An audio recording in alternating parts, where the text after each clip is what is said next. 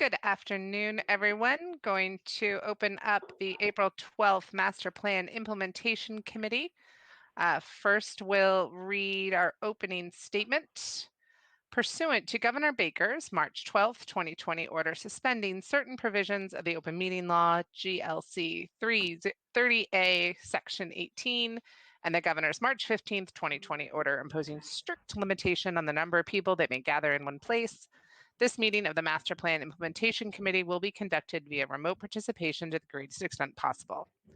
Specific information and the general guidelines for remote participation by members of the public and/or parties with a right and/or requirement to attend this meeting can be found on the town's website at www.northandoverma.gov. For this meeting, members of the public who wish to watch the meeting may do so on their televisions by tuning to Comcast 99 or Verizon Channel 28 or online at www.northandovercam.org. No in-person attendance of members of the public will be permitted, but every effort will be made to ensure that the public can adequately access the proceedings in real time via technological means. In the event that we are unable to do so, despite best efforts, we will post on the Town of North Andover website an audio or video recording, transcript, or other comprehensive record of proceedings as soon as possible after the meeting. If the public would like to participate in public hearings, please email your question, comment prior to or during the meeting to ashapiro@northandoverma.gov. The question comment will be read during the proceedings and responded to accordingly. So on that note, calling the meeting to order.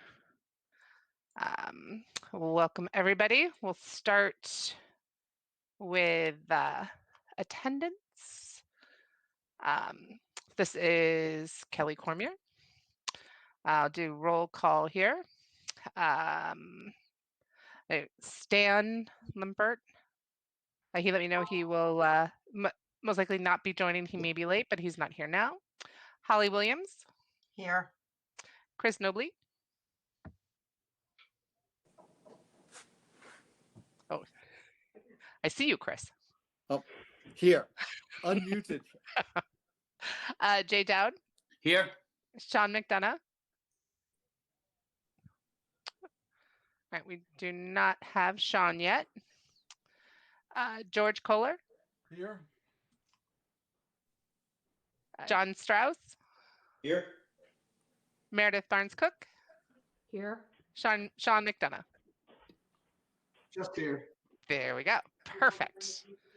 All right, everybody. Welcome. Thank you. Happy April.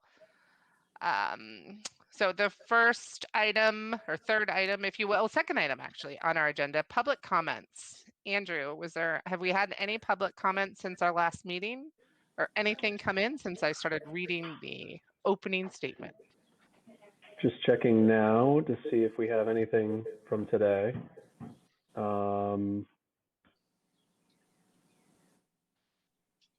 have an inordinate amount of new emails here.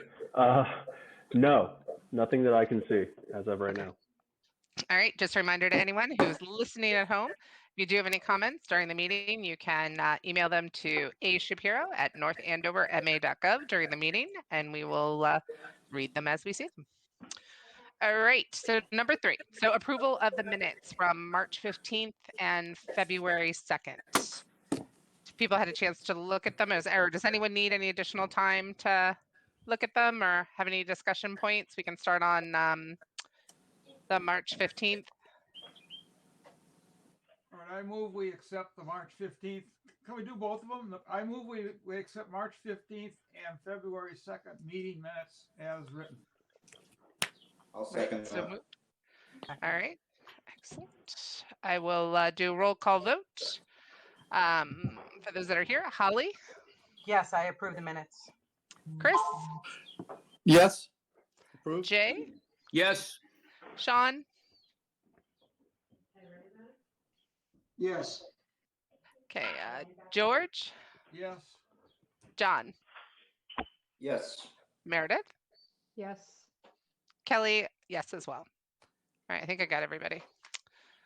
All right, so we approved the minutes. All right, so next is discussion and vote on quarterly report. So there's a link to it in the agenda. Stan actually pulled this together for us, and unfortunately he's not here. But let's take a look. Kelly, I think, so I just included a link to the presentation. Oh, no, I'm sorry, the quarterly report. Never mind, sorry. You're going ahead.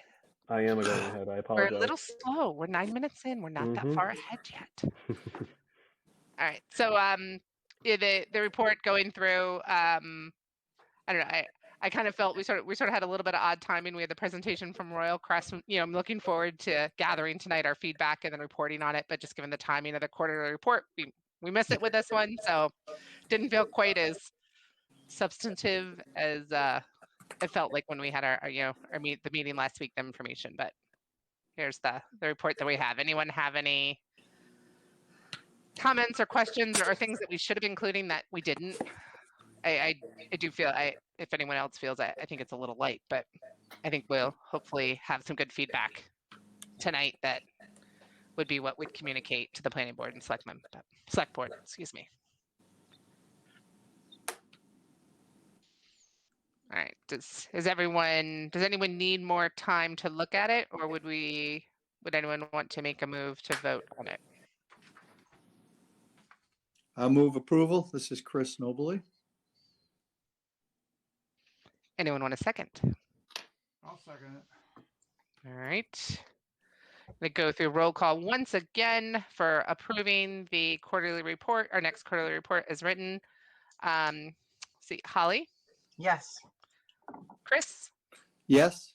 Jay, Yes. Sean, Yes. George, Yes. John, Yes. Meredith, Yes. Kelly, yes as well. All right, you got everybody. Kelly, Kelly, one thing I would say just in general about the quarterly report is from our last experience, I think there's an engaged discussion opportunity with this. So although you may feel that the body of the report is light, it's really an opportunity to engage discussion. The board, I think you've seen, is very eager to get feedback and perspective. So I would just use as a platform to dive in the pool, and certainly, a myriad of things to touch on. So don't feel constrained by just what's in writing there if the rest of the committee feels the same way. Okay, great. So we don't. Okay, so thank you. So we don't need to feel constrained kind of by the time frame of this quarter, that quarter. By the time we go to speak, it will most likely be end of April or early May. We're not scheduled yet, but if we have something more substantive, feel free. Yeah. Okay, sounds good. Thank you. can I just offer one other comment if it's Please okay? And it's just for everyone's consideration since we're on the topic of the quarterly report, and feel free to, we don't have to answer this or discuss this in any detail tonight, but the committee should also think about the frequency with which it wants to report to the select board. Now, I know that in the, I think in the original charge of the master plan implementation committee, the select board asked that they be reported to on a quarterly basis, and that certainly is fine if people feel that, agree to that level of reporting.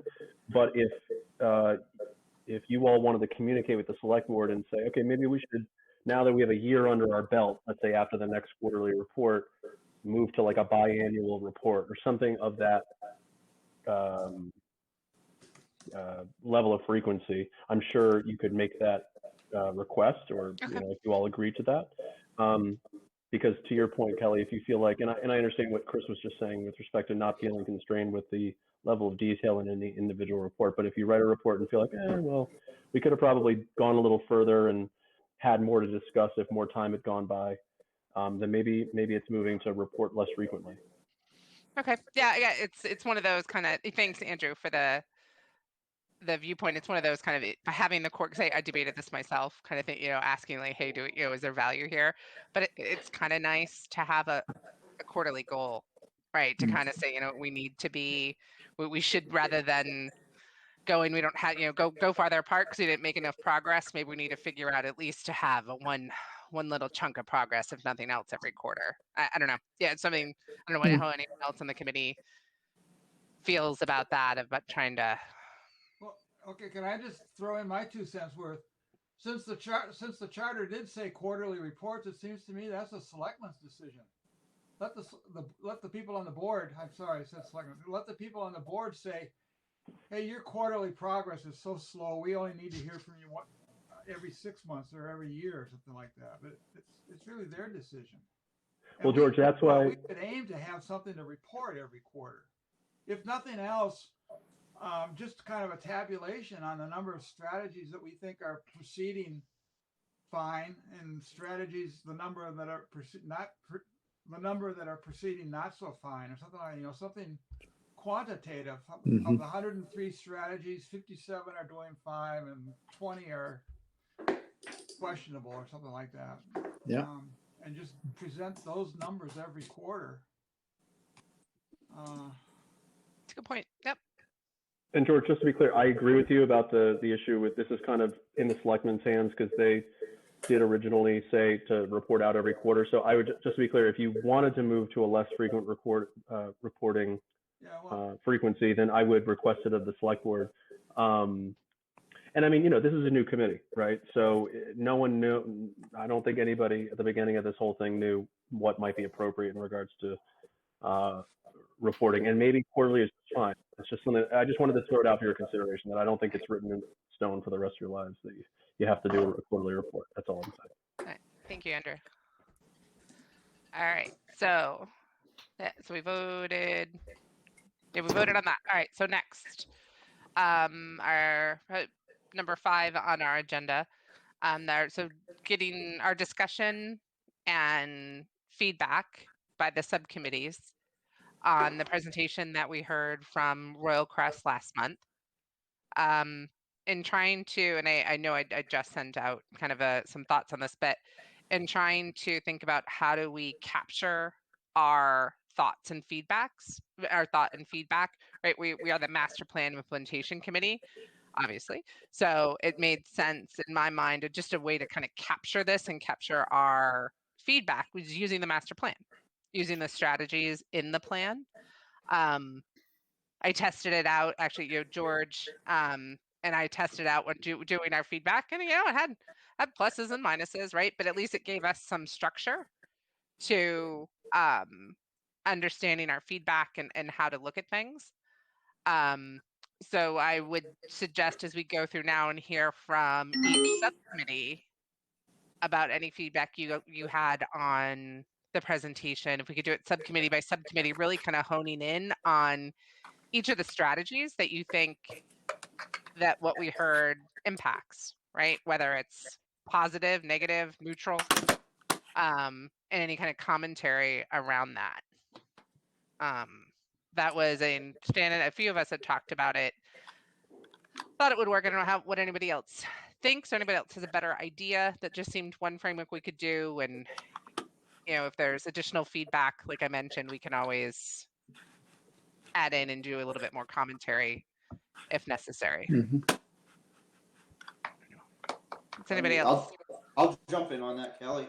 So I got this spreadsheet open on a second screen here. I'm looking over. I actually started typing some comments in, just to gauge what's going on here. But at least from the subcommittees that I'm kind of part of here, I think this is definitely the way to go, just to jot down comments. Obviously, right now it's just my comments, and I'll bounce them off the rest of my subcommittee. But overall, just looking at what's already been laid out here, from a transportation standpoint, just speaking in generalities here, there's a potential for what they're proposing at Royal Crest to tie in greatly into some of the tenets of the master plan. It's still kind of in a preliminary stage, but and it requires us to stay on top of it to see if it's right now we can see it possibly working, but we need to see it all the way through to make sure that it stays the course. So for instance, I'm looking at the thing relative to improving MVRTA bus routes and whatnot. Well, we had the presentation from them where they made the preliminary discussions with Royal Crest about providing bus service to the development, including commuter rail bus, commuter buses into Boston. To me, that fits. That's a positive. Fits into the master plan, but it's still kind of in the preliminary phase. So right now, yes, it's great, but again, it's going to be keeping an eye on it to make sure that stays that course. Yeah, I think that's a great point. And I think that's is where, just to kind of put some guardrails around our feedback, right? This is point in time, right? We're giving our feedback on what we heard in the meeting last month, right? We don't know what the plan is really going to be in 6 months, how it will evolve rather in 6 Mhm. months, a year, 2 years from now. Right, right. So I do think, that this needs to be really clear. And I don't know if you saw where George and I dated my comments, right? That's our comments as of that date. So I think any kind of comment or ratings that we do here would be point in time. So your point, we can only see how it fits in the master plan based on what we know right now. That's a good point. Yeah. Right. It's like there's just so many moving parts on this. Mhm. So some we can identify right off the bat, and then others are just going to be on a rolling basis. Yeah. Type thing. Yeah. And especially where it's tying into the MassDOT's proposed improvements on 114. There's still a lot of stuff up in the air until we get some more definitive course from the state as far as what they're doing out front. Okay. Yeah, that's a good point. And this sheet, this subset, Stan had looked on his own, looked at the larger set of strategies and tried to narrow down the ones that he thought were related to Royal Crest. So we can absolutely add to this list. This was just sort of making this initial feedback a little easier. But please do not feel that if there's other strategies that you saw that aren't on this list that we can't put them on here. We absolutely cut and paste with great speed here. This is just to help us out. So no, Chris, did you? Yeah. So Kelly, one other thing that kind of ties into this, but also Andrew was saying earlier about, when do we step up? There may be times when there is a issue, a policy, or a discussion in the community that touches on what we're doing as the implementation committee. And an illustration of that to me would be the proposed moratorium, right? So that touches on master plan implementation, and it's kind of a question: how do we? Yes, it's specific to its impact on Royal Crest, but it's actually something that goes at the heart of the master plan. And do we as a committee feel comfortable and responsible to, or have a responsibility to respond to that, given our position? That's separate from Royal Crest, really. So in terms of this meeting, are we talking about the Royal Crest presentation, or are we talking about Joe Finn's article? I think I agree. There are two different things. Right. The agenda item up right now is our feedback for Royal Crest, for what we heard in the presentation as it relates to the master plan. Chris, I don't know if we can talk about your item under the new business heading, because I do Okay. think that's a key part, because Okay. I think it would be interesting to, because like we invited Royal Crest, right? No one Right. has to come and talk to us, Right. but perhaps if there's anything else on any of the other items on the town warrant that someone feels is related to the master plan, if we could invite them as well, possibly, maybe we can talk about it under new business, but something like that. Is that okay, Chris? I don't want to. I'm just putting it out there to the committee. It's whatever we feel we need to do and how to do it. And if I could just toss in, and Andrew, you had reached out to me before, so I, by design, was not permitted to be part of the Royal Crest conversation. But I feel like it's just because of living in an abutting neighborhood. But I think that to me now it kind of makes me think about so how do we handle these types of things going forward? Anytime it's Crest, I've got to exit. I think George does too, because I think George, I think you live in an adjacent neighborhood. And what's the next thing that comes up that affects another? I mean, I guess we just Right. kind of reflect on that, because I'm definitely, flying blind. I did not hear the presentation, so I can't be much help going forward on, a pretty important topic on the community. Okay, so that's another point. Wait, so that's sort of a separate, so gathering additional topics here, right? Because we're getting a little off track, but did you, Meredith, agree that's equally as important as Yeah. any of these items, right? So let's focus back on the finishing the Royal Crest feedback. But Chris, you bring up we could bring up a good one about whether other topics, namely the moratorium. I would like to think about anything else on the warrant, whether we want to invite, if we think they're part of the master plan if they're part of the master plan and we think there's implication there, do we want to invite them? No one has to come here. Invite them as well. And then Meredith, to your point, what kind, maybe a broader discussion on how do we keep all the committee members effective and on point, especially when there is something that is so widespread in the community. How do we handle where we need to recuse ourselves? I think in some areas we don't have a choice, right? In other areas, if we do, and there's, what do we do? Just to open it up. So we'll talk about, let's see if we can shelve those and talk about them under new business, if that's okay with everybody. All right. So if we go back to, so it sounds like, unless anyone has a objection, going through our feedback in terms of the strategies sounds good. Yeah. I would open to two things. John, do you want to continue through transportation, or would you like to hear kind of what we did, or I can go through land use and housing first, just to familiarize people with at least what George and I saw, because it would be, I think what I'd like to do is be able to give the feedback and then do it by subcommittee. And then obviously it's open for all of us, right? If someone else disagrees with it, for example, what George and I came up with on land use and housing, let's talk about it. I mean, if you wanna present what you guys have come up with, Okay. absolutely. And like I said, I'm just throwing my initial thoughts, having seen this now. So I'm not in a position to share thoughts on it yet. Plus, I want to bounce it off the other. We need to have a group discussion on it. Okay, got it. All right, so I'm going to start off on. So for land use, there's 3 strategies that we thought that in the master plan that we thought could potentially relate to what we heard for the Royal Crest plan. One of them under land use was under part of our goal number 1, which is focused new development and zoning changes along key commercial corridors that may be more appropriate for higher density mixed use development at key nodes or intersections.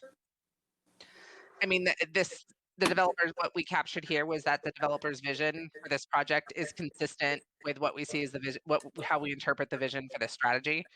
That seemed pretty, a good match to what was in the master plan, what we can interpret it to be. So we gave that a positive rating. It seemed to meet that strategy. Very open to hear what anyone else has to hear. I'm going to kind of keep going, but if anyone has any feedback, stop me on each one. The second strategy was, again, in land use, goal number 2, undertake a series of area plans for key commercial and mixed use nodes to establish desired visions and outcomes for each location and craft zoning to implement those desired outcomes. Again, what we heard matches to what was in the plan. So this one was another kind of pretty clear positive from what was in the plan. Right. I'm sorry, Kelly, which strategy are you referring to? Number 4?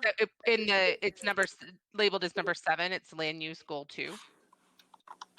Undertake a series of area plans. Okay. And then the third and final strategy in the land use element area from the master plan that we thought related to what we heard was, potentially, right, was reviewing the existing planned residential development zoning for applicability on remaining undeveloped parcels of land in town. That one went in there as a potential, but when we looked at it, we really didn't think it was applicable at all because it talked about remaining undeveloped parcels of land. So we kind of removed this from our thinking once we went in a little farther. So we gave this one a not applicable. I don't think that there's any crossover here. So we left that one be. So we really think there's two. So in total for the land use subcommittee, that element area, there's two strategies that we felt were relatable to what we heard from Royal Crest. And on both of those, just thinking about one, a strategy on its own, positive. All right. Any comments or questions on that before I move on to housing? Just 3 more. All right. Going, or still here, housing. Again, like I mentioned, there's 3 element goals. The first one that we thought may relate, goal 1, determine the supply and demand for senior market rate and affordable housing and plan for housing to meet the need. So in terms of determining the supply and demand, this proposal, the Royal Crest proposal, does provide affordable housing. And would allow, as the plan that we heard, will allow North Andover to exceed our 40B threshold of 10% of housing. And senior market rate housing is in the plan. So based on how we interpreted that strategy, we again gave this one a positive comment in relation to the strategy, as to John's point, as we heard it. That all makes sense. Okay. Yep. All right, so then the second, and so still in the housing master plan element, the second strategy, again on goal 1, it's continue to review the impact of new housing development on the town's public infrastructure and services. For this one, we looked at, we initially tagged it as something related, but this isn't something that for the developer to do. We said this would be done by the town, not the developer. So in terms of examining Royal Crest, we said this one's not applicable. I don't know if anyone wants, open to discussion if that's something people think would be there, but I don't think that's reviewing the impact. That's on us as the town of North Andover, I think, right? Kelly, I think this is one of those ones where we have to kind of like wait for it and see what the presentation is to the town. And then possibly we look at that and weigh what the town comes back with us and evaluate that in this place. So at this time, given the information we have, yeah, I agree it's not applicable, but I think perhaps once we get the impact report from the town, then we maybe we measure that and see how that, with that information in hand, how does that now fit into the master plan? If I can make one comment, the only thing to kind of take into consideration here is typically, the planning board does 1-for-1 analysis on how a project is going to affect city services insofar as, okay, there might be a fiscal impact analysis that's done. They certainly look at traffic.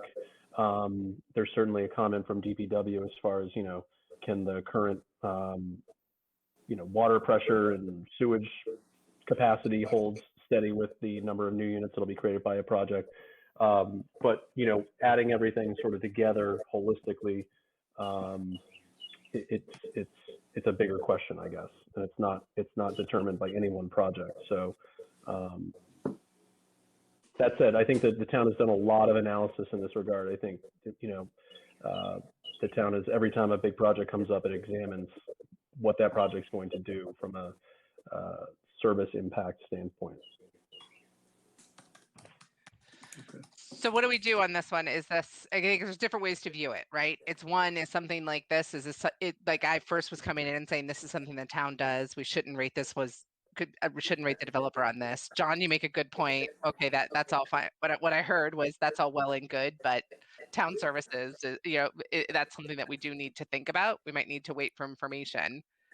What do people think we should do here? As we go through this, I'm also trying to keep in mind, the framework that we come up with should work for other proposals too, right? And other things. So as we're going through this, I want to kind of not only think about Royal Crest, but how would we look at anything else? Would this be something that we'd expect to rate here? Well, there's more information that's coming in, and I think Yeah. that's fair. I think to John's point is there's a lot more that's going to be uncovered. And so, the recommendation, maybe it's like an open recommendation. Here's what we found so far and the information we have, going through any process, but at least letting people know we're looking at it, that we've got direction on it, and that we can affirm a number of things so far. But all of this is ultimately subject to what does it ultimately look like too, right? Because there's still a huge negotiation that's going on here. And so, it's not over till it's over. So I don't Okay. know. What do other people think? Does that make sense? Well, yeah, I think I agree. Kelly, do you mind if I sort of follow up on what you said with sort of the way I would put it? I didn't. It's a little bit hard to match their presentation one-to-one to the strategies. The strategies don't fit exactly. But when you read the master plan, and also when you read the housing production plan, a couple of things stand out. First of all is the need for affordable housing. That's affordable housing with a capital A, capital H. Yeah. People earning 80% of AMI or less, or no more than 80%. Another focus is senior housing.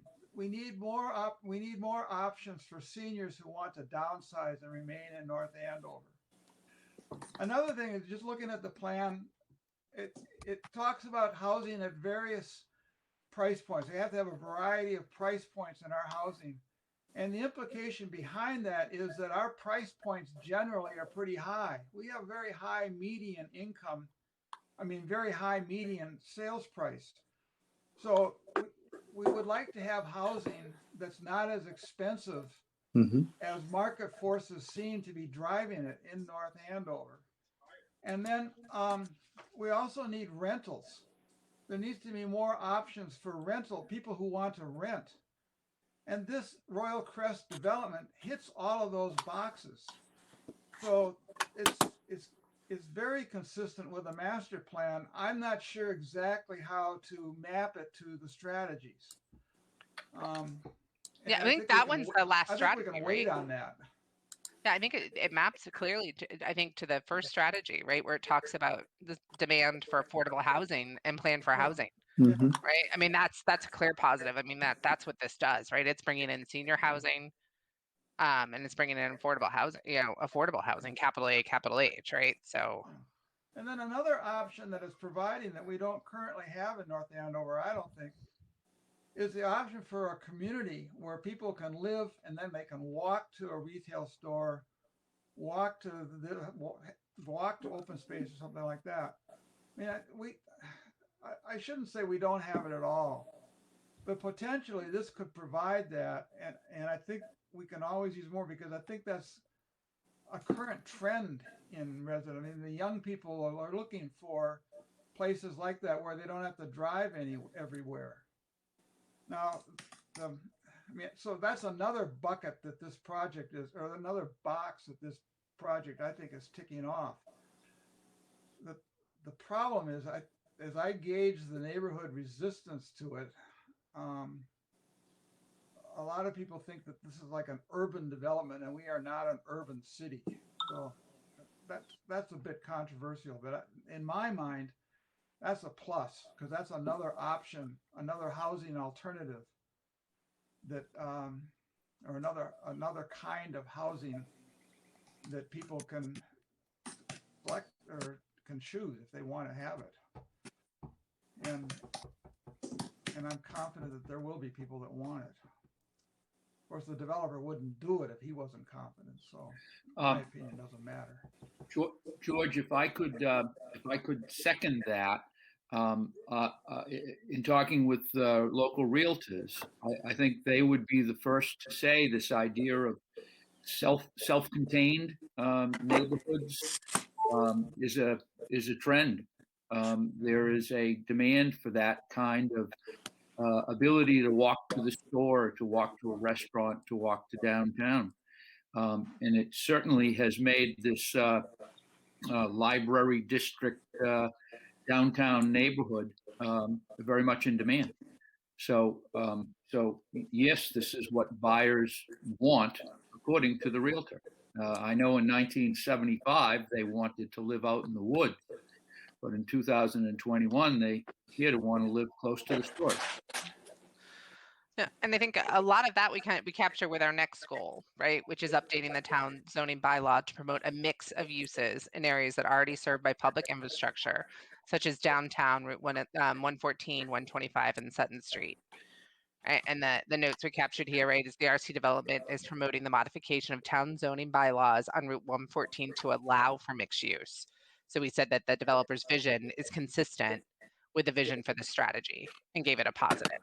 So that I think that we captured on both of here. I think it just to circle back on the other, I just want to be able to kind of close out on the strategy back that continue to renew the impact of housing development on the town's public infrastructure. It sounds like the sentiment here is we more need to say that this one's in progress, right? We don't know the answers yet, but that we should have, as a master plan implementation committee, we should take a position on this.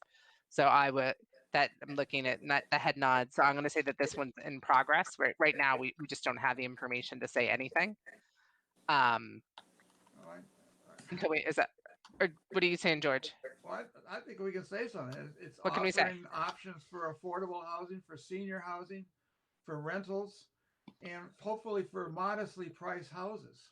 Okay. Yeah, I agree. I think living units. I think we've got that one of the other strategies. This one, though, is just around the impact to the town's public infrastructure and services. Right, right. So this is just to infrastructure, because we have the positive on the other, right? We said, yes, this does mixed zoning. Yes, this is senior and affordable housing. This one's just on the impact. Right now, I know I personally don't feel like I could say one way or the other. But it's still in progress on the impact.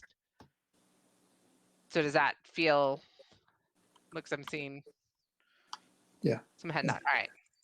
Yeah, yep, yep. All right, so that is the end of the strategies that for land use and housing we thought related. Capturing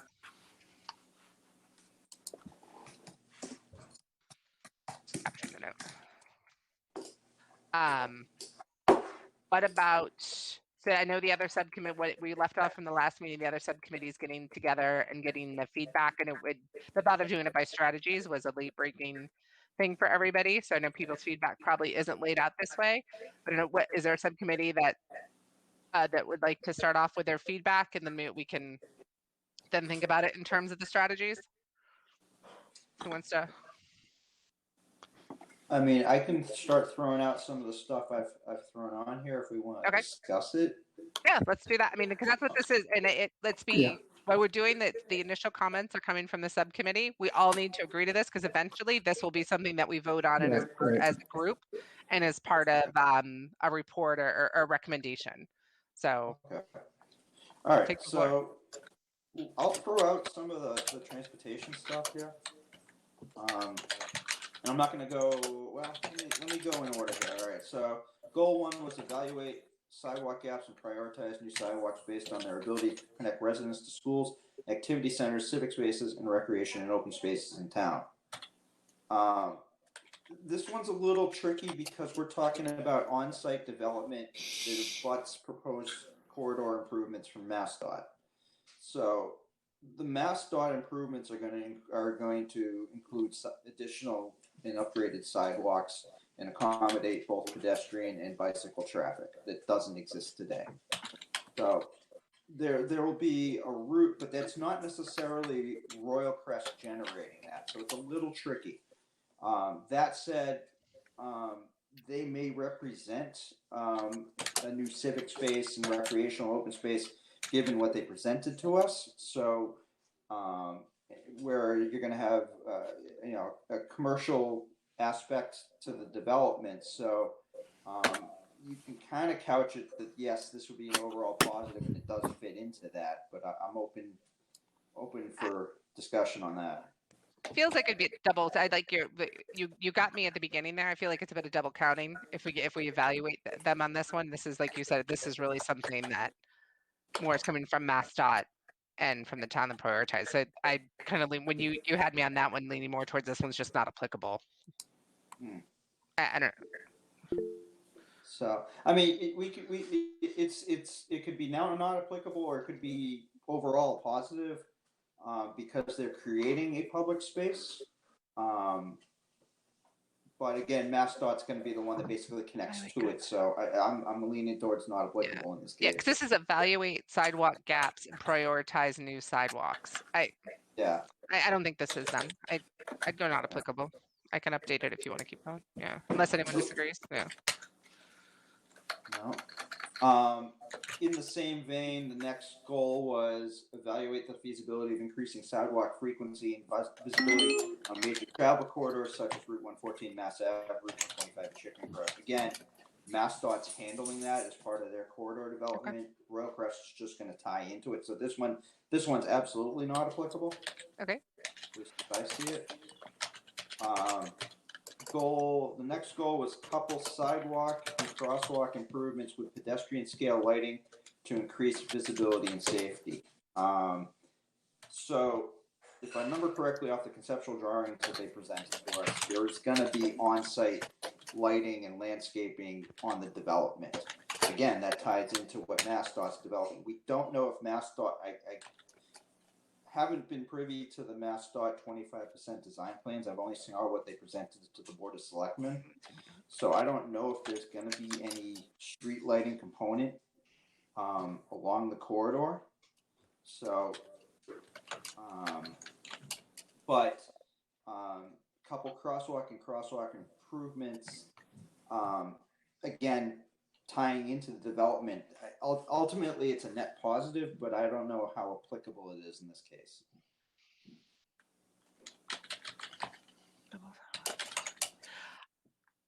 I think it's applicable.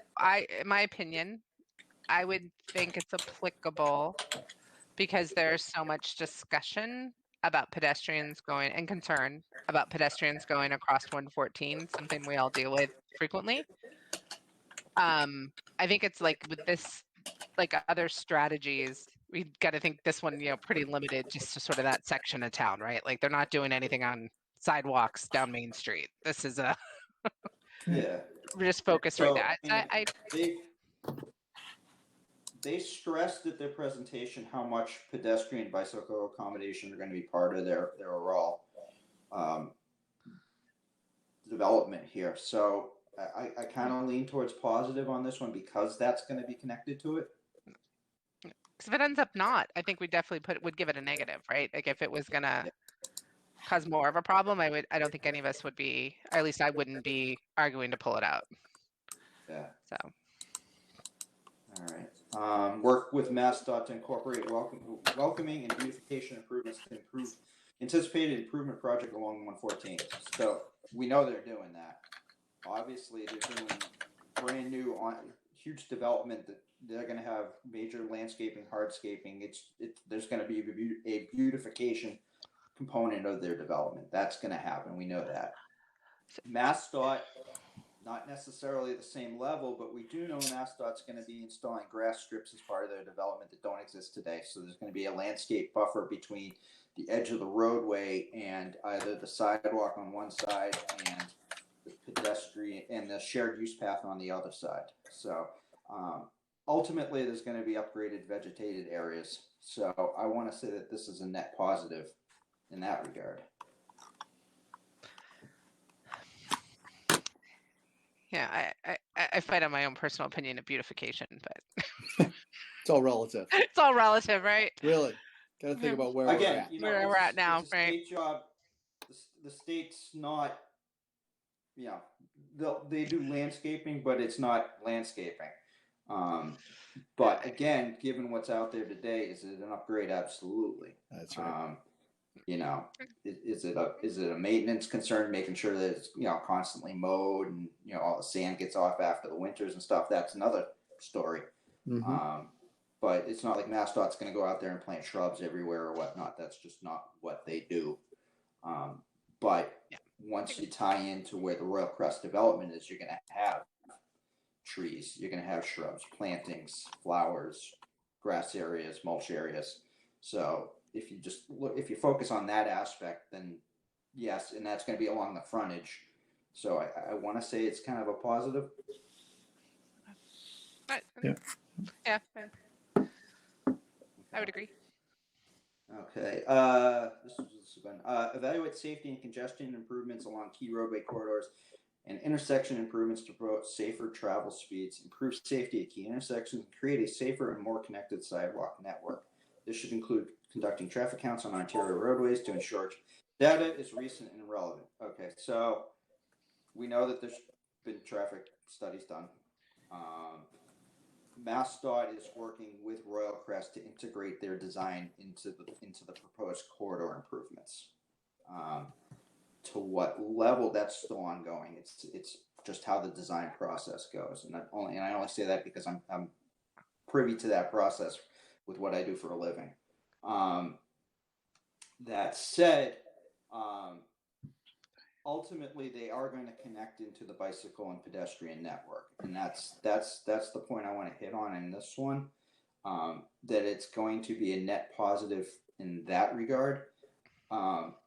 In theory, what MassDOT proposes will be safety upgrades to the 114 corridor. You're changing signalized intersections. You're providing signalized pedestrian crossings that don't exist today. They're gonna replace that hawk system that's out there today. Again, that's separate from the Royal Crest development, however, but it's hard not to tie one with the other here. So when you evaluate just strictly on what Royal Crest is doing, I want to say it's a positive because they're giving they're providing accommodation for non-vehicular traffic as part of their development.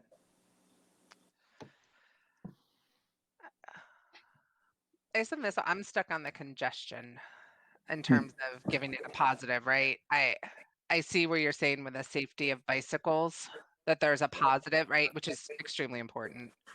I'm wondering if the congestion aspect might weigh in some negative to the set, negative to it. What's anyone else say? The only reason it's tricky because there's a lot going on in that stated goal. And it's if you have to kind of pick it apart to see what's applicable and what's not applicable is regarding the Royal Crest component. So safety, traffic, and congestion, that's basically going to be covered by MassDOT. The more connected sidewalk network, they're contributing in a positive manner to that. So overall, if there's something positive to be taken out of it from what they're proposing, that's kind of what it's not necessarily cherry picking. It's just what's applicable in this goal to what they presented. What's anybody else think? Yeah, what's anyone else think? We're interested to hear what anyone else thinks on this one. Is this an either interpretation or a positive, negative, or neutral on evaluate safety and congestion improvements along key roadway? Anybody else got? Well, I guess my question would always be, what are we comparing it to? Are we comparing it to today? Are we comparing it to what could be? That's part of what we're weighing here, right? Is incremental, any incremental improvement? What do folks think? And then also, where it's so tied, it seems to me it's so tied to the DOT plan for 114 improvements that we can't evaluate this now, or we can't. Well, we can certainly we can always discuss it, but I'm not sure what the point is. As I said, the traffic implications of this project it seems to me, are vastly determined, very strongly determined by what DOT does with 114. And I mean, I think part of it is maybe we kind of this is one of those ones where we wait until we have a definitive set of plans to look at. I think that might be the best scenario here. Once we actually have something to look at, and it's more than a conceptual level, it's actual design plans. Even at a 25% design phase, at least it tells us what their design intention is. A realistic design intention, not a conceptual thing. So maybe this is one where we take a wait and see and just evaluate it later on down the line. Maybe it's the in progress one. And I guess make sure, but maybe I agree with that in thinking, I'm wondering, I just want to make sure we all agree on what this one covers. And maybe I'm wrong. Like I read this as sort of the placeholder for traffic congestion, potential impacts. So that's what I weighed that, and you made a great point, John. There's a lot more in here than that. And so I want to make sure too, I'm not incorrectly understanding that strategy. Does anyone else see that as sort of the strategy where if there is a negative traffic impact, that's one we'd look at, or does that go somewhere else, or is that not in here at all? I want to just make sure we're all saying the same thing. Kelly, I think it's an understatement to say there'll be a significant impact by the sheer density of that project. God knows how many cars are going to be garaged there at night and off to work in the morning and arriving in the afternoon home from work, significantly more than there are today. So I know Mass DOT must have that in mind, but I think we have to consider the density of that project and how many cars it's going to dump onto that roadway. Yeah, and there's a lot of that information's been presented to the planning board already. There's been a lot of the traffic studies and the analysis of the, all of those types. So a lot of that information is out there. I would think though that, but to John, to your point, I don't think maybe we're done on this one. Maybe this one goes to in progress, which you already did.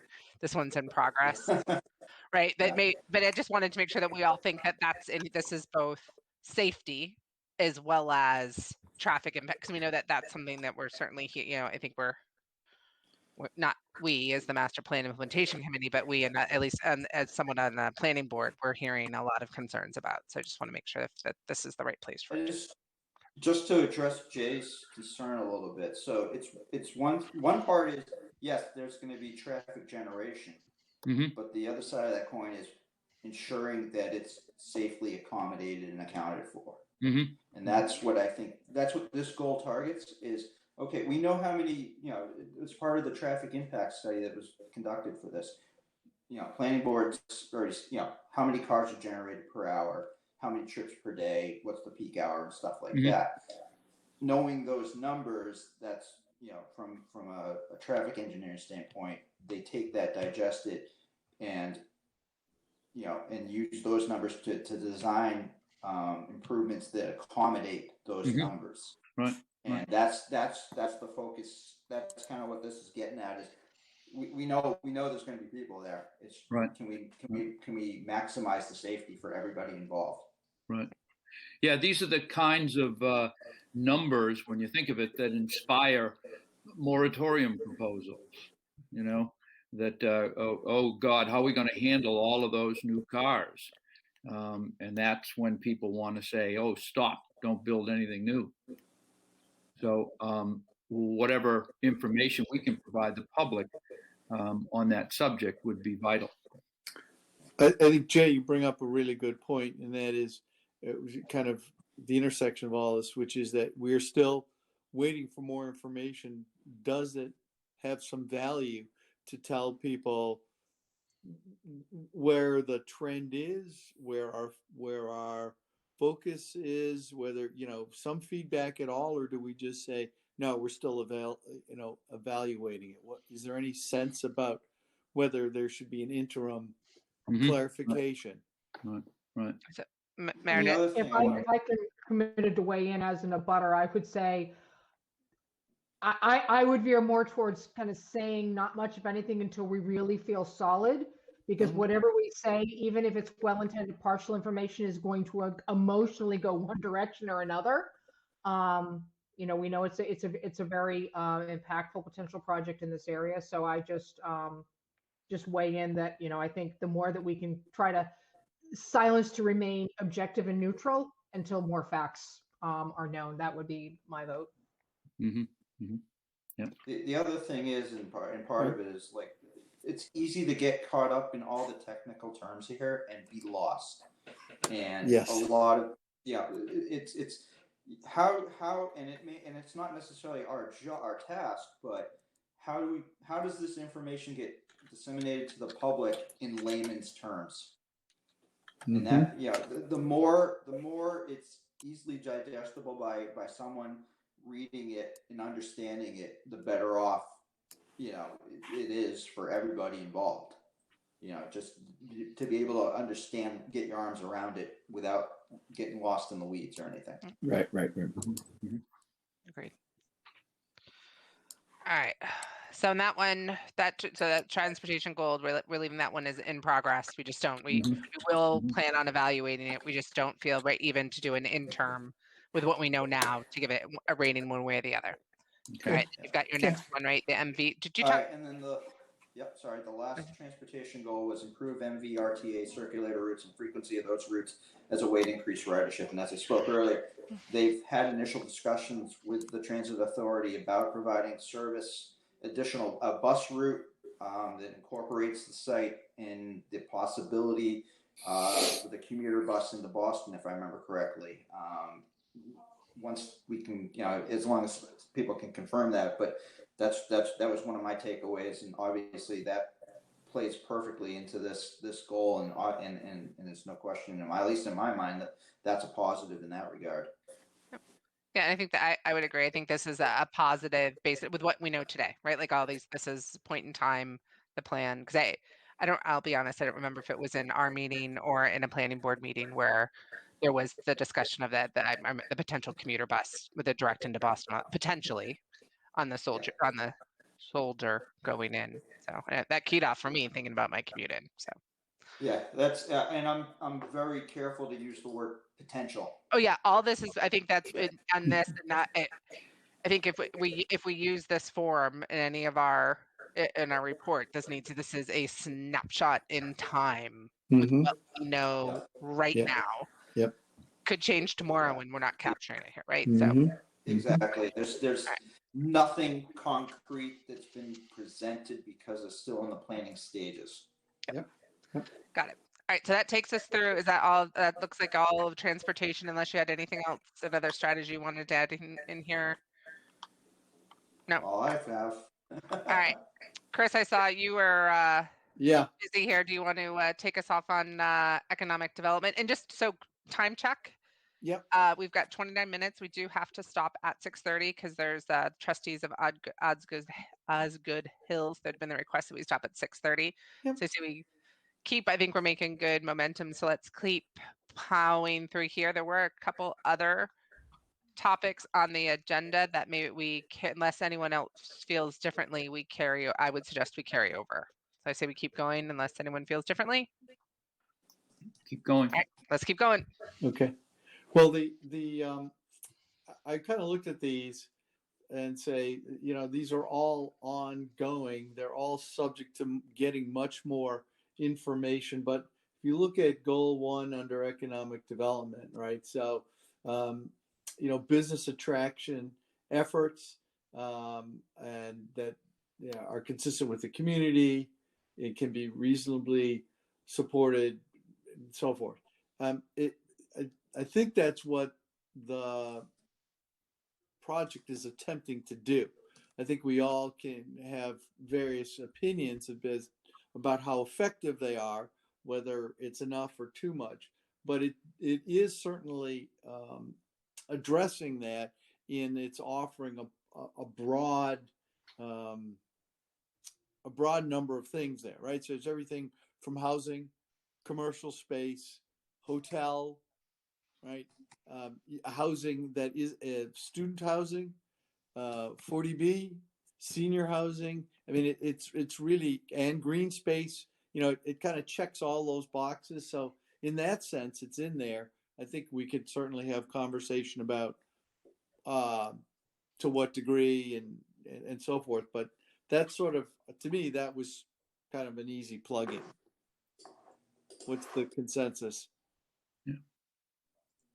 Yeah. Hey, Chris, this is Sean. I agree with you. This project is all about the goals that we have lined up here on lines 8, 9, 10, and 11. So It's everything that we want the town to do based upon the master plan, and it's going to take place maybe on this piece of property. So I agree with all the comments you have for all of those. I would agree as well. This is sort of a slam dunk, honestly, in the economic development category, right? That speaks to the obviously a push for a developer, right? Like Right. that's, okay. All right. Anything else on the economic development piece? But out of the 4 that were here, right? One in progress, 3 positive. So. Yeah. All right. Thank you. So moving to the next, we've got 3 more subcommittees, at least the ones that were identified here. Open space is the next one, which I think is that open space, Holly and Stan? Holly and Sean. Oh, Holly and Sean, sorry. Okay, so Yeah. Sean, do you want, there's 2 here, and I actually made a note on one of them because I asked the question in the meeting last time, but what are your thoughts? Yeah, so I haven't powwowed with Holly on it, but number one, there are no sports fields there. Whether or not there's an opportunity for it, I doubt it. Yeah, I actually asked the question in the meeting. I don't know if you remember, and it's not for town use because I thought that they mentioned it and they said the town green, and I asked if it would be open, and they said no. So I gave it when I did it. I put it at neutral. I'm like, we can't nix them for not adding it, but they're Right. not. What they're doing is not for at town athletic fields. So. Correct. Yep. Yep. Concerning the amount of open space they have, it would be, more is certainly going to be better. They have they advertise a 2-acre common in the center area there, and many, how many feet of walking trails, but we always want to see more in that regard. I know the Concom has a subcommittee that works with Royal Crest and a couple of the other towns, other committees that have formed subcommittees, and I know they're doing whatever they can to keep the open space aspect in mind as well. So, I feel like we kind of have our interests being represented in those meetings with those folks. Yep.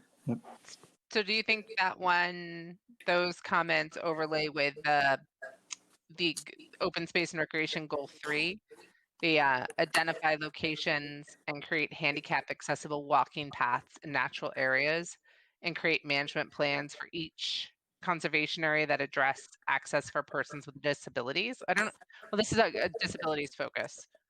So I'm wondering, I'm trying to remember if what we saw is accessible or not. Well, I think the common area in the middle where it's going to be an open area, I can't say for sure, but I would have a lot of hope and thought that would be handicap accessible. But there was nothing about any presentations of the paths going around the outside where kind of towards where the wetlands are that gives me any idea that somebody's going to be able to go there that's got some handicap necessities. Yeah, that's a good point. And there was all those walking paths, but I haven't seen anything about that. So yeah, good point. So do we want, I'm just looking through the presentation quickly to make sure. So a question would be, and maybe Andrew can answer, are there any ADA requirements that mandate, again, for the walking area, all that those accommodations are baked in automatically? Yeah, I mean, any new construction, regardless of whether it's, new construction of outdoor, accommodations, it has to be ADA accessible. And of course, so do the buildings themselves. I think everything has to meet, every new project has to meet ADA. So that's my understanding. And as far as, the way the sidewalks are constructed, there's a standard that the DPW has, and there's a standard that's going to be built into the zoning overlay that we ultimately agree upon with them for design standards for the sidewalks, the roadway, the right-of-way, and the DPW will have input into that, as will the planning board and anybody else looking at this. So. Okay. So in this one, then, I mean, is this a positive, assuming they'll follow ADA guidelines to making the walking paths accessible? Because it seems like this would be an opportunity Right. to do that. With there's so much Yeah. discussion around those walking paths. I don't know if we know that. I mean, certainly I agree with everything Andrew said about the specific areas he referenced, but he didn't reference walking paths. Yeah, Ah. I don't. That's a good question. The question about the walking path, I'm not 100% certain if there's a requirement there. All right, so That's how gonna do we be want to one- capture this one? Is that unknown until not enough information? This is Until gonna be we a know wait it. and see, because once you see the plans, once you have a definitive set of plans, it should have details that cover that will tell you if they're accessible or not. All right. Okay. I'm just going to put the note in.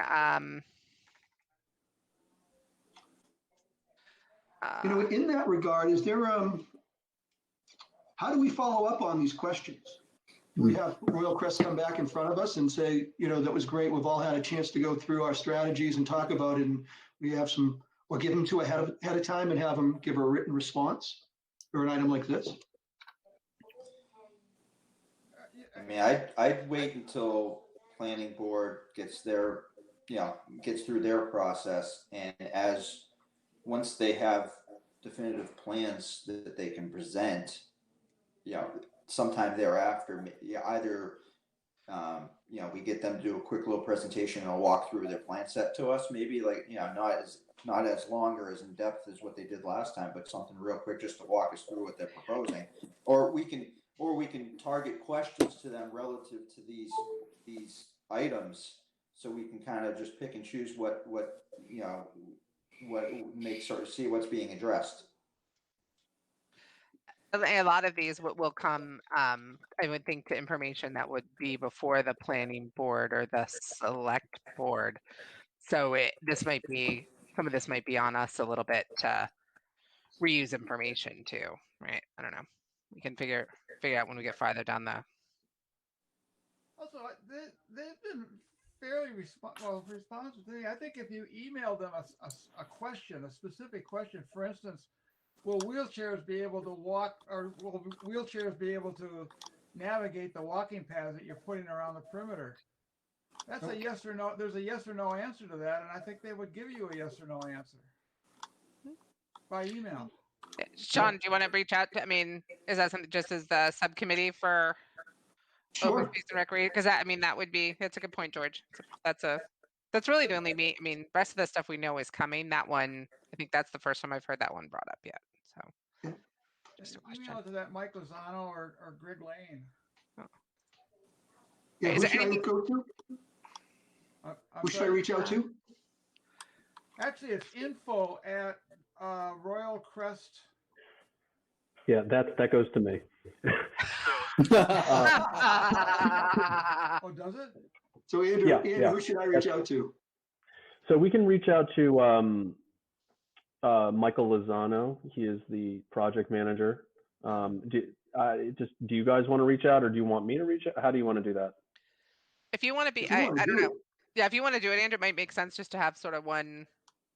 'Cause I think that's really the only question. Everything, that's to George's point. That's kind of a yes/no question. They may have thought about it, just didn't put it anywhere. If they have to do it, they have to do it. Anything else, I think at this point, we're kind of any of the in progress stuff. It's bigger Yep. Yeah. plan components, right? This one was a.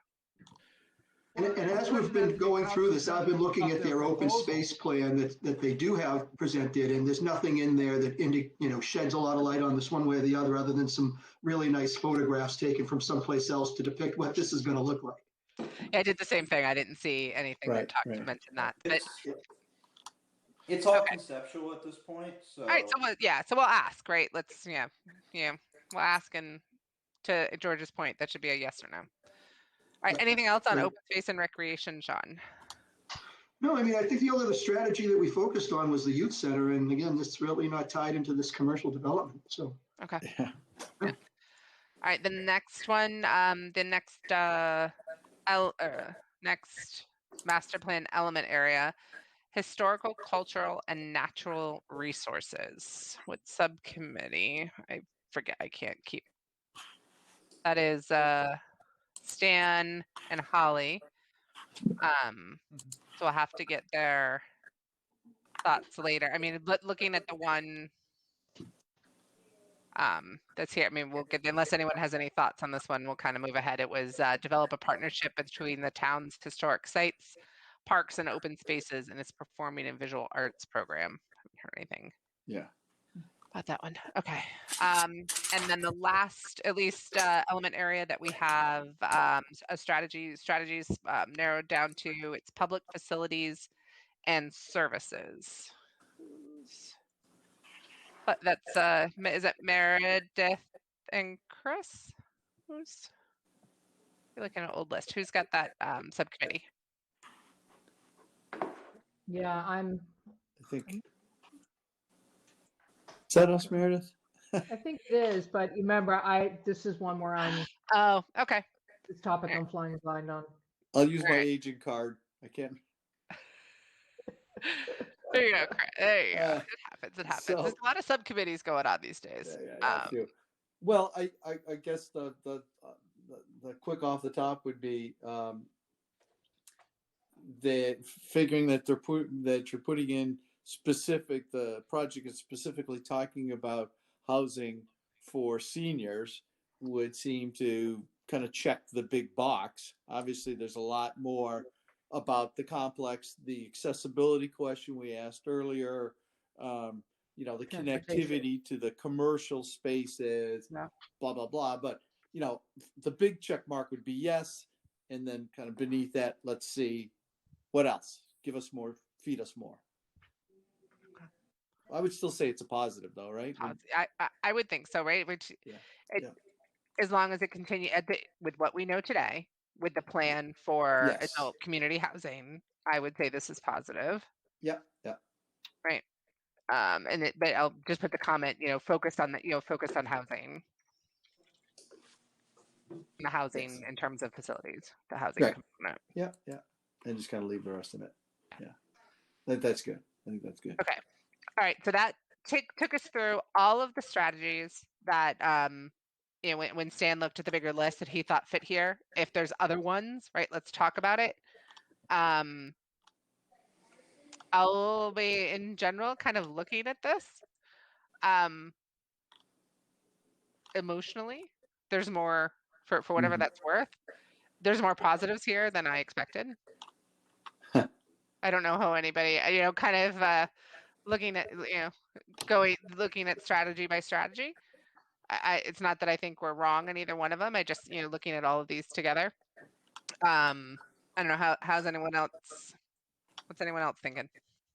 It's, you know, when you break it down, you look at what we're trying to do townwide from the master plan, and you evaluate it on a scenario, you know, case by case basis. Here, you see, yeah, there's on paper a net positive. Yeah. But again, with everything else, there's always nuance to that, you know. So, you know, it's, you know, some of this very well could change. Yep. And we don't have that information as of yet. It could get better. It could get worse. We need to be careful and make sure that we couch it that this is the current status as we see it, and it is subject to change. Yes. Yep. This is a snapshot. This is a straight snapshot in time. Yep. And it's, I mean, honestly, we're not going to do this every month. I would, you know, we do this every, I wouldn't expect, right? All right. So kind of next steps with this is Yes. thinking about in terms of kind of so we went through this whole process to gather the committee's feedback on the presentation we heard on Royal Crest in relation to the master plan. Does anyone have any additional feedback that you feel we didn't capture, or any, you know, or think that this is not, you know, going through all of this, that this process wasn't correct, you know, isn't what we should, this isn't how we should gather our feedback. I just want to make sure everyone, we did it, this framework is right. Maybe we, you know, is it yes or no? If yes, you know, is there any additional feedback to layer on? Or not, right? Or we need to throw this out and start over. I'm just want to open up the conversation to make sure that people feel comfortable that this is a good framework. Yeah. Yeah, the charge of this committee, is to evaluate how stuff fits into the master plan, part of it at least. Right. And I think that's absolutely what we've done here. And we have a myriad of voices, myriad of different opinions. If it appears that there's a general consensus, then so be it. We if we differ in opinions, that's what makes the discussion. As long as it's a healthy, open discussion that we've been doing, then I think we're working towards our goal here. Yeah. That said, again, as long as we're privy to information as it comes about down the line, so we can evolve our thoughts relative to this, then that's going to be an essential portion of that. But I think we're headed in a real good direction here with what we're doing. Well, the developer also made it, I think they were tuned in early enough that they kind of laid out with some of these things. So I think that's the other thing about keeping your notes here, Kelly, and doing it by committee and the way it's organized. The next one may not be so well, may not line up as well. So, Yeah, good point. Right. Made it a little easy. I'm anxious, I guess, to hear from the planning board. I think that'll be a pretty interesting report for me, because although, like all of you, I see all of the positives and the benefits that this project brings, but it's really hard for me to evaluate the density of this thing and how much, how many people can that land hold and support. How many cars, for example, can that land hold and support? I just don't know. And I can absolutely see how our neighbors would be scared away from a big project like this when they start to ask those kinds of questions. So I'm anxious for the planning board. I think the planning board would be the review spot that would say, yeah, this is the right number of housing units. This is the right number of parking places. This is the right amount of open space. And, if they say, oh no, there's just too much housing being forced into that, then I think that'll be quite an interesting review. yes. Yeah. I think it's the can versus the should. Pardon me? It's the difference between what can be there versus what the town decides should be there. Meredith, your point is well taken, and I know that the developers' numbers will always be very optimistic, and the developer will always tell us what we should be able to handle, and well, I got to wait for the town's review before I can agree to those kinds of numbers. All right. So just a time check. We've got 9 minutes left. So what I wanted to, what do we do with this next? Right? Do people want a chance to review it again and take a look? Are people done? Take it with the point in time, right? I'm not talking about coming back to it, but point in time right now. Are people comfortable with what's here? Mm-hmm.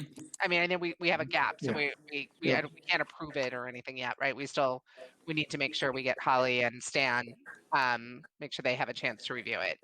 So I think next steps is that, asking them to take a look at this offline, making sure, if they have anything, especially for their subcommittee, make sure that their information's captured here.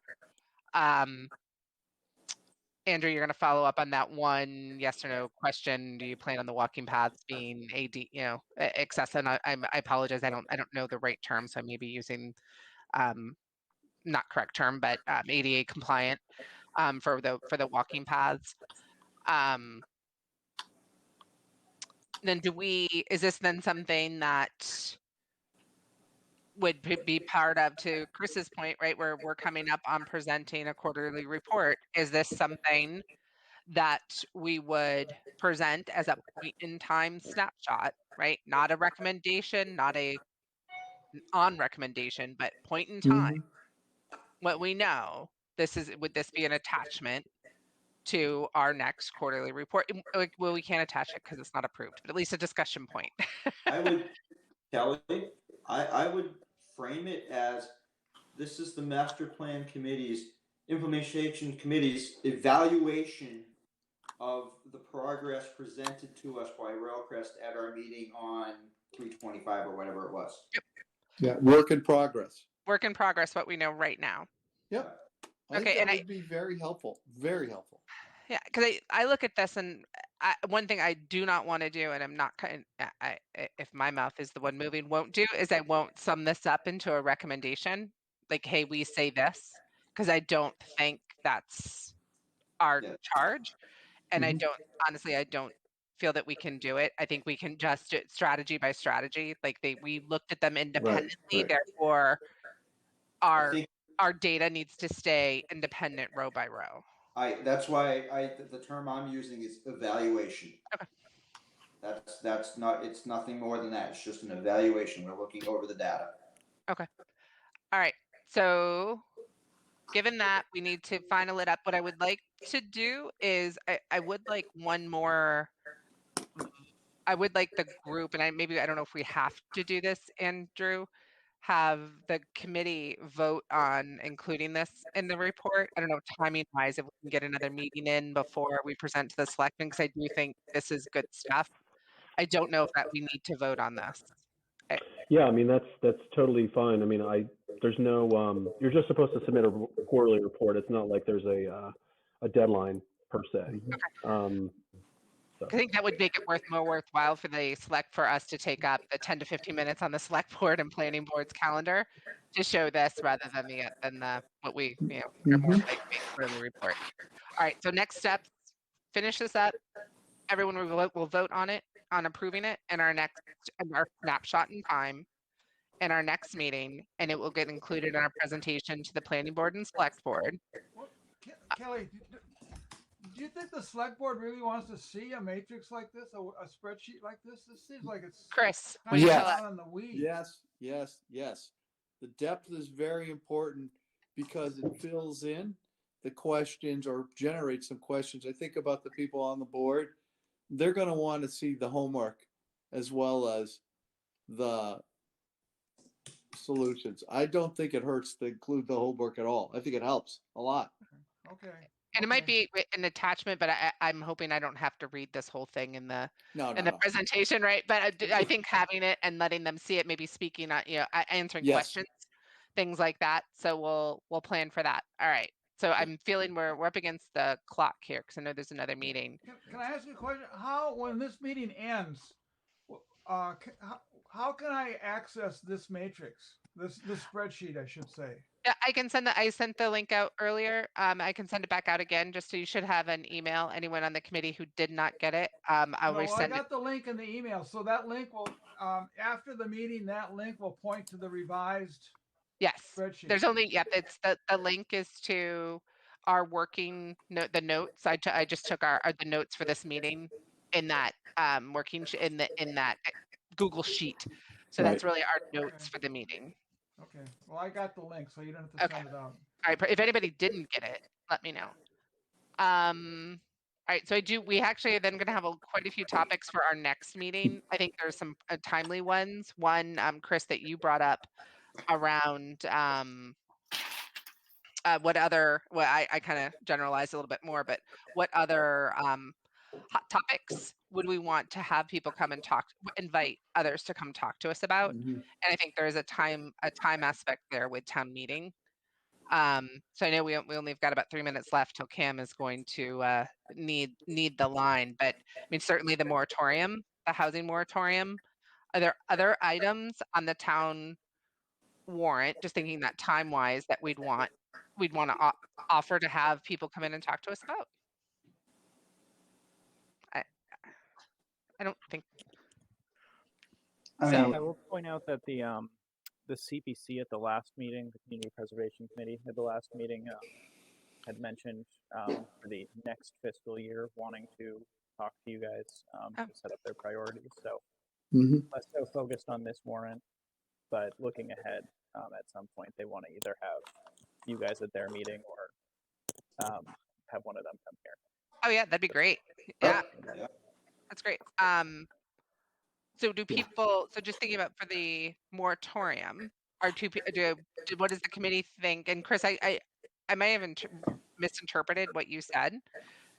Do we want to invite because that was a citizen's petition, invite them to come talk to us about it, or is that something you just want to open up the floor for discussion? What do people want to do? My preference would be to keep it amongst us. Yeah. But I'm open to being swayed to go the other way as well. I was trying to be consistent with we invited Royal Crest. I think we would have talked about it whether they came or not. I like the idea of I'm trying to come up with it just in the back of my mind, just a equal framework. If people want to come and talk to us and give us the information. Otherwise, we work with what we've got.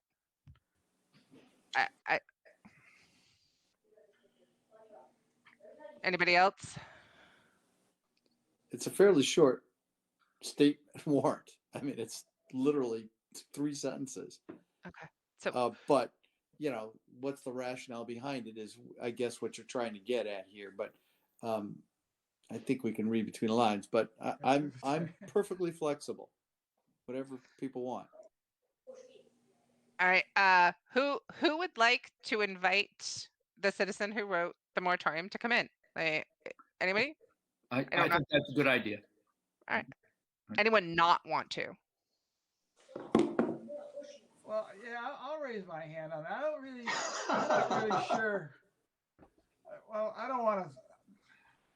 Am I the only one that doesn't really want to hear from him? Because I don't want to prolong the meeting. You said we're up against a hard deadline. I'll keep my mouth shut. You know, I just real quick, Kelly, just something to consider. The difference, I think, between the citizen petition in this particular case and the Royal Crest, you know, the Royal Crest, they are themselves the proponent of the ultimate project. Mm. You know, they're doing it because they want to bring it to the community and they're going to carry the project forward. Mm. If this gets voted, you know, this is for the town to consider. And ultimately, yeah, this person who brought it forward, probably, you know, because they brought it forward, they obviously want to see that happen. But it's not necessarily for them per se. It's for the whole town to consider. So it's not, you know what I'm saying? It's kind of like they just put it forward. It's out there now. It's up to the town to decide you know, how they want to move forward on that. So it's kind of, there's a little bit of a subtle difference in dynamic is the only thing I would point out. That's not to say you can't invite that person in or have that conversation. It's just something to consider. No, I appreciate that. On this, I'm trying to be very agnostic, and I just want to come up with the framework, right? So if there's nuances to the framework, it sounds like there is. So I would say, unless anyone opposes, that we on one of our next agenda items, we'll be talking about the moratorium in relation to the master plan. Yes. So again, let's think about it in the framework of the strategies, positive, negative, neutral, right? And then obviously any additional kind of components by the subcommittee. I think that makes sense. We prepared to talk about that. We pushed on the downtown improvement master plan. So we need to talk about that. The project evaluation viz the master plan that Stan had put on. And then Meredith, you had brought up too, just kind of talking about in general how we want to operate with needing to recuse on projects like this or not. So, all right. So given all that, when's our next meeting? Kelly, quick question. Could you go back to the moratorium? Yes on inviting that person in, or no, just we're going to talk about it?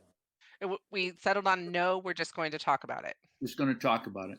Is there, let's see, whatever his or her concerns are, could we at least get a printed list of what they have to say, what their issues are? I believe he's going how to they relate to our work here. I believe he's going to speak at a select board meeting. Okay. Oh. So, or he was invited to speak. So that would be the opportunity, right? He was invited to select board meeting. And no doubt they'll be covered by the newspaper, right? Also, the planning board, isn't there a planning board meeting on the 28th or 27th or something where he's going to speak? There's no planning board agenda yet, so I haven't seen it. At the last planning board, there was some mention about a hearing on that article. Oh, if there's a public hearing, yeah, maybe if it's on the, he hasn't spoken yet, and I don't see the planning. I have not seen the planning board agenda yet, so I There's I going don't to be know. a public hearing before the planning board on that article Then we'll hear it. someday. So we'll get the information from that, and as well as anyone, obviously we can get public comment at any time. Anyone can submit comments to Andrew Right. via the email address, and if there's any information that people want to submit either beforehand or during that meeting, please do. You'd be the first person that we actually give some public comment.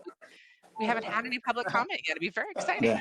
All right, so next meeting, because I don't want to put Cam in a bad position for the next meeting. When I would like to, maybe is there a 3-week cycle we could get on for this one? I feel like we've got a lot just to make sure we get to the moratorium and then get the our Yeah. comments on this one approved. So Andrew, what's our possibilities here?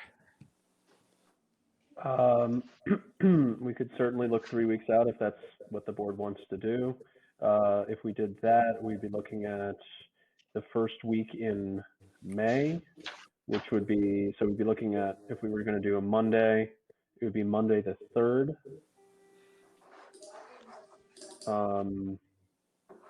That would be good because that would then be before the next select board meeting. So Mhm. that would be the advantage of having it that week. And there's no other meetings on the public calendar, so it's open as far as other meetings go. Monday the 3rd works for me. Is there anyone it does not work for? Okay. All right, I think we've got our next meeting, Monday the 3rd, 5 o'clock.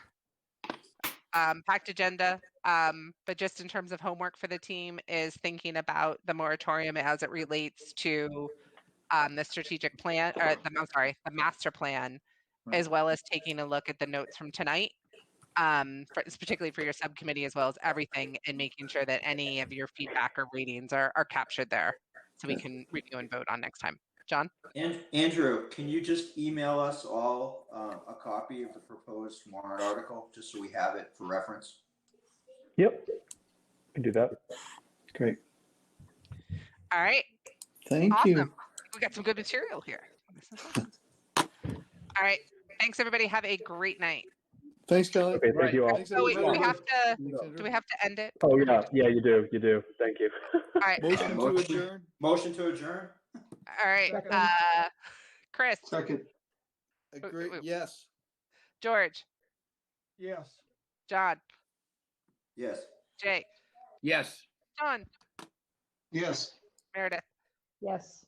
Kelly. Yes, I think that's everybody. All right. Thanks everybody. Have a good night. See y'all. Thank Bye-bye. you. Bye.